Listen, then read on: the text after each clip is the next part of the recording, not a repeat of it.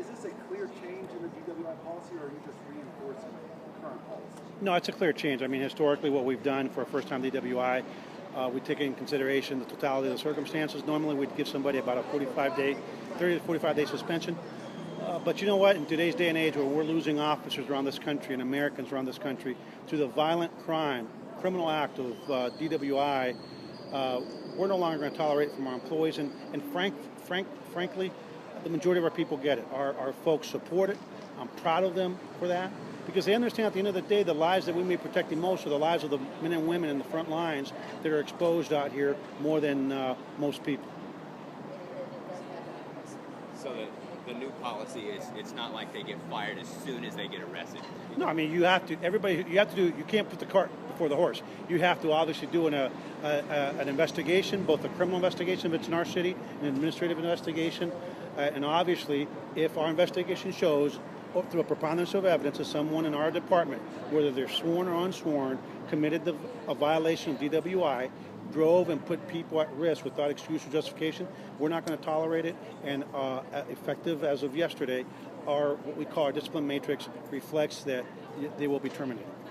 Do you think the union's going to be lawyering up on this? Well, that's up to them. The bottom line is I have what's called a Chiefs Advisory Committee, where we have our patrol officers, our corporals, our detectives, our sergeants. I established that a few months ago.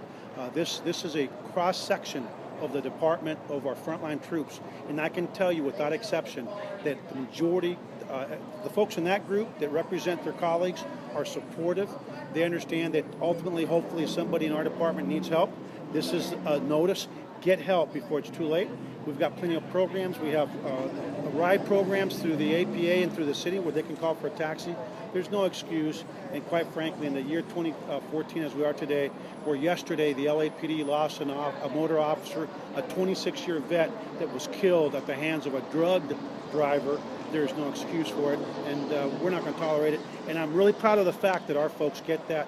They understand we want to prevent heartache, we want to prevent failure, and we want to set the example. Is this a tough case to City Hall legally? No, I think, what? Is it a what? Was it a tough case to make to City Hall? Oh, City Hall Legal doesn't decide what happens with the Austin Police Department under the law. That's under the purview of the Chief of Police. We now have a matrix, a discipline matrix that places everybody on notice. Our folks are on notice, sworn and non-sworn. This is the consequence. And when you place them on notice and you're consistent, it's going to be very difficult for them to win. The bottom line is, if you're a peace officer in this state, you're probably going to lose your license anyway, so you won't be able to be a peace officer anyway.